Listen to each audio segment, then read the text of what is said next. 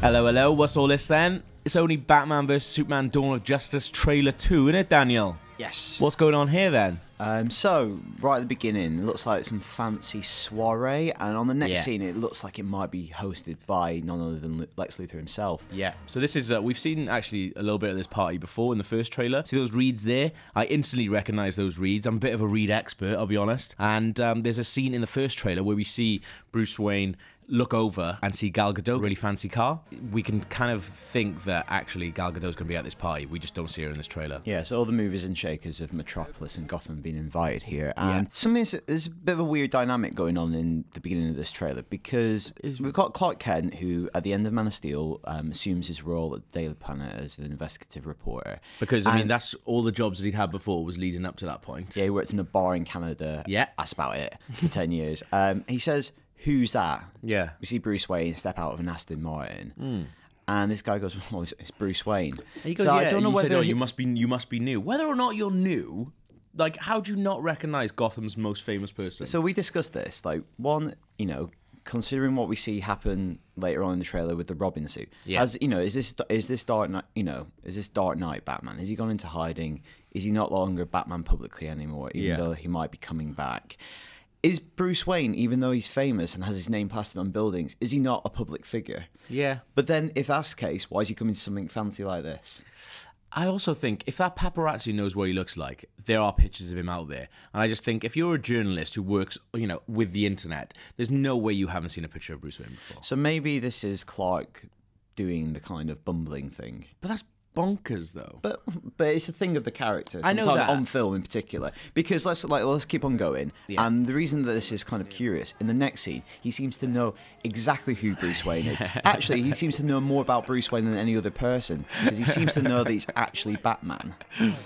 So it's very pointed comments here. He says, "What do you think about the Bat vigilante in Gotham?" Yeah. Oh yeah, cheers, mate. Yeah. I've been doing this for years at this point, and you seem to have seen right through it. Do you know what? It's interesting that you've paused it on that smile, because that smile there is the only reason pretty much I'm still interested in Batman vs Superman, because I just want to see Batfleck. I want to see his Bruce Wayne. Yeah. I think that's the thing I'm most excited about seeing in this film. So like, it's interesting we get this, but at the same time, I kind of feel it's shown a little bit too much of his hand.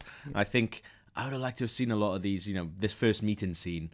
I kind of would have liked to have saved that for the film, maybe. Yeah, what I think this meeting scene is good at doing at the beginning of this trailer is outlines the big ideological battle between these two characters. Yeah.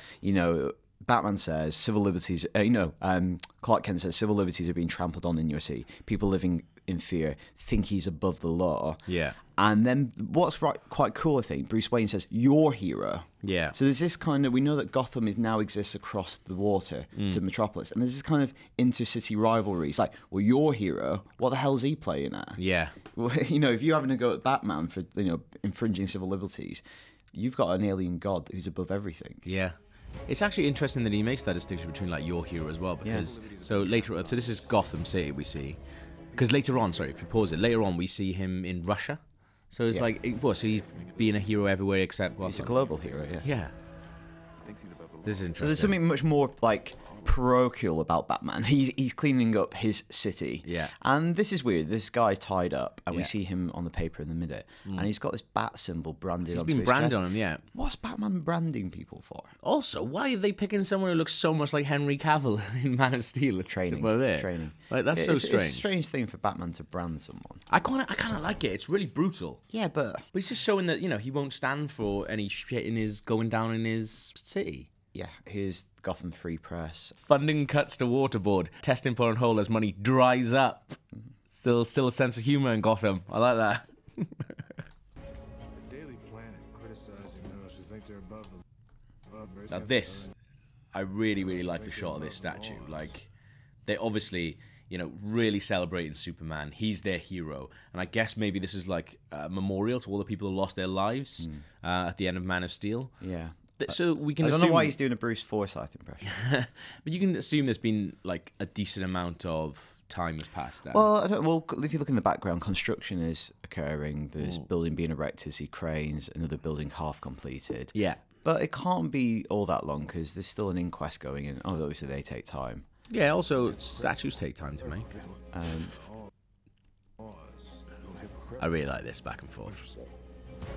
Considering every time your hero saves the So this is what you were referring to earlier, that, you know, he's no longer the hero of Metropolis. He's saving everyone. You know, at the end of Man of Steel, Jor-El says to him, you can save them. You can save them all. But that's the thing. So it's like it's a really interesting dynamic because there's a hero now, a global hero, but Gotham has already got it, their hero. Yeah, and like over the top of this kind of disagreement about the use of heroes is going on between Bruce and Clark. And in this, Bruce is just saying every time he saves someone, your paper writes a puff piece. Yeah. It feels like Bruce Wayne, even though he might not know Clark is Superman, he knows who Clark Kent is and might be responsible for some of those puff pieces. Yeah. Also, see that, right? Go back. Have you ever painted something? Yeah. Like, it would not be that clean. I would never be able to paint that. Not in those conditions. Not in those conditions. And also, like, they had the foresight to take the paint up with them. Also, I'd be covered in paint if I had to do that. Yeah. Like, it'd be on my knees, like, it'd be everywhere. These people, pretty good. And they got a lot on their plate. I love this shot. But also, it's quite interesting that if the Daily Planet is putting out these, like, pieces, like, evangelizing Superman, it's kind of a weird situation where Clark is in a position to do his own propaganda or press. Yeah, that's really evil. And Bruce Wayne can recognize that in him. I love this. So if you go back, you see the Batsuit is accessed through a hand scanner as well. Yeah. Very high tech. Good. See, this is the thing that I hadn't actually noticed before. So that, Robin suit is actually in his lair. So obviously he's keeping it around to remind himself of something bad that happened, I think. But it's the first time that I actually noticed that it's actually in his lair, even though it's in the first trailer. I love, if you go back, this is such a good line, which is like, maybe it's the Gotham in me.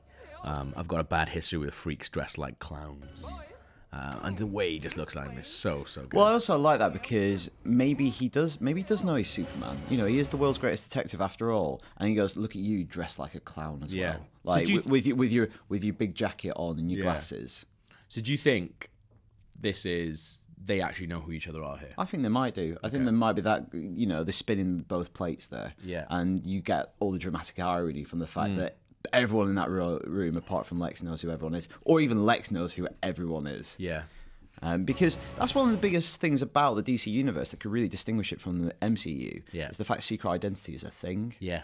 Which is this classic superhero trope that the MCU just doesn't have going for it. Yeah, it's weird, isn't it? I hate the delivery of boys. Like, So you're always saying that. it really, really goes through me. And I think, like, it's a bit disappointing to see. The more and more I see of Lex, the more I'm kind of disappointed. So if you go back, like, because when we first saw, like, the announcement of him being cast as Lex Luthor, I guess, you know, at the time he was really sort of synonymous with this character that they'd created for, like, a representation of Mark Zuckerberg, this sort of like really odd, cool, genius sort of thing. And I thought, oh yeah, maybe they're gonna go that way with it, rather than the sort of like cartoony villain. But it doesn't look like they are. But then, as you said, you make, you know, public personas and, you know, secret personas are a big thing in these films.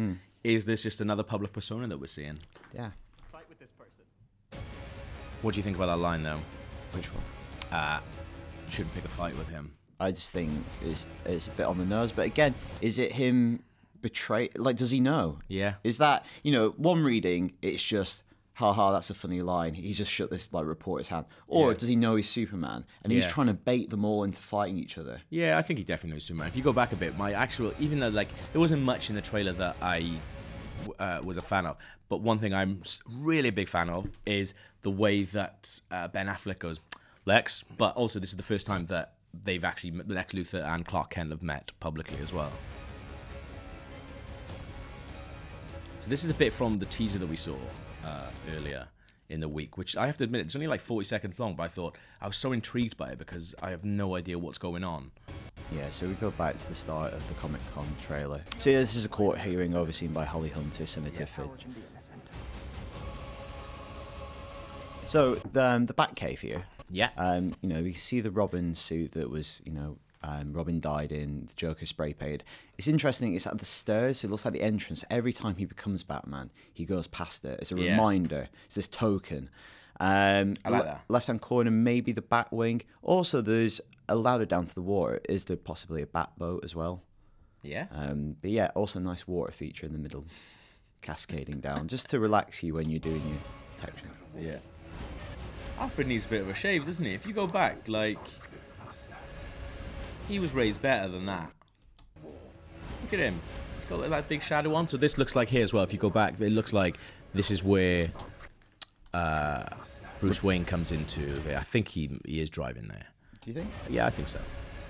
I think that might just be regular person because he comes running out of the building. I don't know. Like, this is at the end of Man of Steel. You can see the World Engine tearing Metropolis apart, trying to create a new Krypton. You know you can't win this.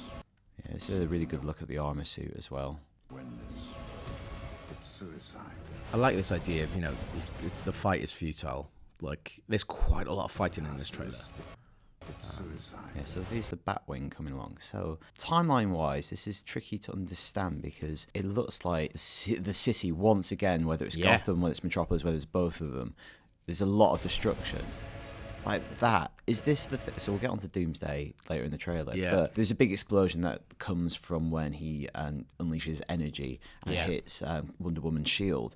Is this the aftermath of that? If so, another city has been completely decimated once again. Yeah.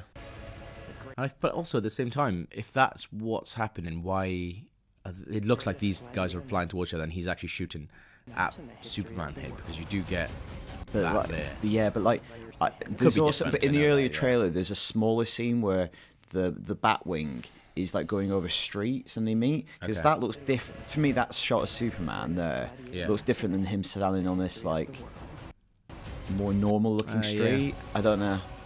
And then again, I think this might be from a couple of different fights between them, or the end one with the Batwing is against Doomsday, but they're implying it's against each other. Yeah, maybe. You're psychotic. It is a 3-syllable word for any thought too big for little minds. Getting more Lex stuff there, like a lot more fighting. To be fair, it is called Batman v Superman. If you go back there though, so here it looks like actually, so go slowly. There you go. It actually looks like he's having a good go at Superman, and actually is making him bleed a little bit. Do you think it's hard to? It's hard if it's just like spit, or it does look like he's like giving him. Because he did. He did vow in the first trailer. Let's see if you bleed. Yeah. Yeah. He looks quite bloodied. But he's regardless. He's holding him down, which is no mean feat. I do like the line though in the trailer that he says, you know, if I wanted it, you'd be dead already. Yeah, because it's true. Let's face it; it wouldn't be a real contest unless Batman has some kind of Kryptonian weapon or something. Yeah. And then this next shot. What is going on here? Yeah, this is a bit nuts, isn't it? So I adamantly think this is a dream sequence, a nightmare sequence. Okay. Just because, like, same in Man of Steel when you saw the trailer and Superman getting buried in skulls. It's a cool image, and it was just done in a dream sequence. Yeah. Like, I don't know how you get this film from what we've seen to this part where Superman has an entire army of his own creation. All these soldiers have Superman symbols on their arms.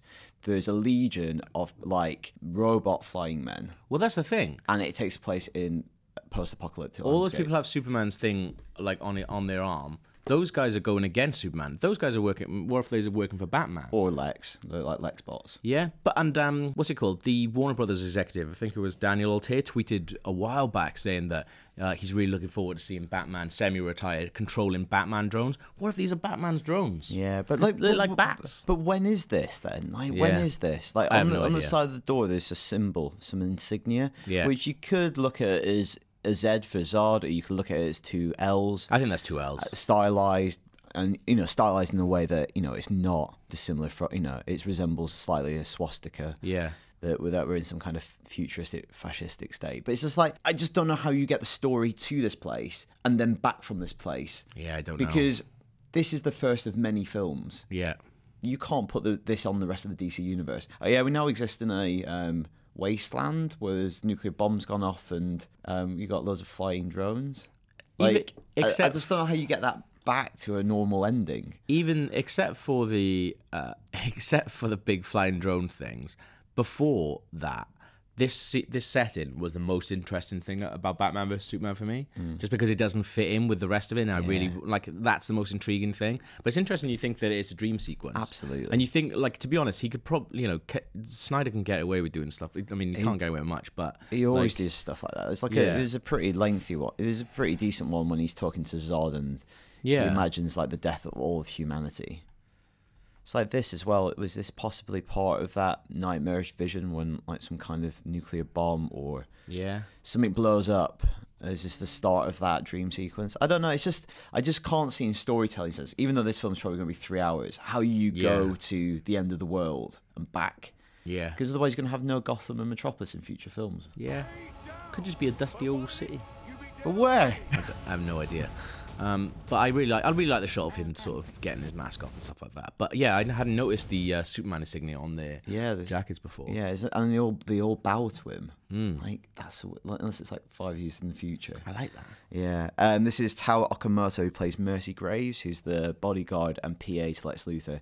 Like Harley Quinn, she originated in the cartoons and then went back into DC lore, and presumably she's bringing Lex the body of General Zod here. Yeah.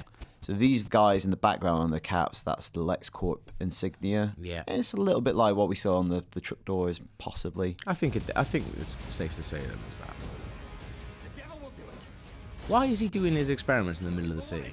Well, you don't know if that is necessarily. Like, it's cut between them. That might not be. Oh, yeah, I guess so. It might not be. It could be something else. Like, it might be. This is... I think they're here...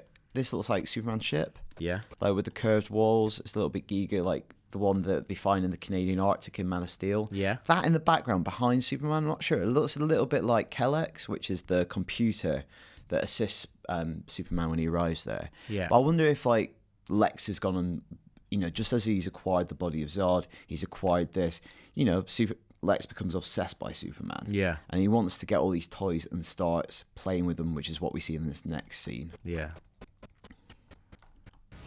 Like, what's going this is on full here? on intergalactic Frankenstein stuff. Yeah. So it looks like something has been injected into a fetus, and above it, that looks like the Codex. I went back to the scene where Jor-El steals the Codex off Krypton, and it's kind of this like seaweed with little glowing lights on, and it kind of looks like that. There's little nodules at the end of these stalks that they do look a little bit like that. Yeah. Doomsday in the comics was originally called the Ultimate, and he was created through like rapid evolution, on like testing on fetuses. And this is kind of throwing all those elements together. I guess they've got some DNA from Zod, they've got this Codex, they've got something off Superman's ship. Yeah. And you create this nightmare creature. Can't be bothered with that. What have you done? And here we go. I can't believe they've shown this in a trailer. Long rumoured, but I think this is this is Doomsday. Whether they call him that, I don't know, but Doomsday got his name in the comics from people from the media calling him that. It really reminds me of the Abomination Looks from exactly the Incredible like Hulk. It. Yeah. Really strange. So it looks like Batman's there. Like, is that the Batmobile? It looks a bit like that scene where it rips off, but it could also be the Batwing crashed. Yeah, possibly. It's got seatbelts on, so that's good, isn't it? Safety first. And this is like he like releases this kind of energy stream. So you think then this is what, like, that? If you're worried about like civilian casualties in Man of Steel, yeah, like I wonder where they're like doing this, like, because that looks pretty empty. This doesn't look like the centre of the city. It doesn't look like that facility in the park, if that's where it is. But it does look. They could be just on the docks here. Yeah, I think so. Because it looks like containers. Looks like there's a body of water. So it could just be on the edge of the city. I mean, we know because it could be pretty much between Gotham and Metropolis. Yeah. So you see this big blast of energy, and then. And the thing is though, I think that could be cheeky as well. Oh, definitely, yeah. Look at that. Like, I think this could be like. This is different. I think this is the scene maybe where Batman, like, where we've seen Superman come and like step over him when he's in the Batmobile. I think this is where he realizes actually I need to work together with Superman. Yeah, because they have to unite against this. My I think she looks amazing. Yeah, she does look really, really good. Quite a funny sort of exchange between the two of them as well, where he goes, "She was with you. I thought she was with you." And I think like there's a lot of like funny lines in this as well. When the first trailer came out, a lot of people were saying like it's too like dark, po-faced. Yeah, and then this seems like it's a kind of reaction to that, but it just feels like it's just gone too far the other way and just shown a bit too much, I think. I don't mind. Like, it's called Batman v Superman, and a lot of it is them fighting. I hope, like, my hope is there's more to the plot than just create a big monster. Yeah. For them to fight, and then they realise they're friends after all. Yeah. But Superman and Batman's got a gun here as well, which I find pretty intriguing. If they're going up against Doomsday right here, what is that gun? I would say the first time you hear the Bat voice definitely coming when he's wearing the Bat suit and maybe not the armored suit, and it does feel a bit like modulated digitally. Yeah, definitely.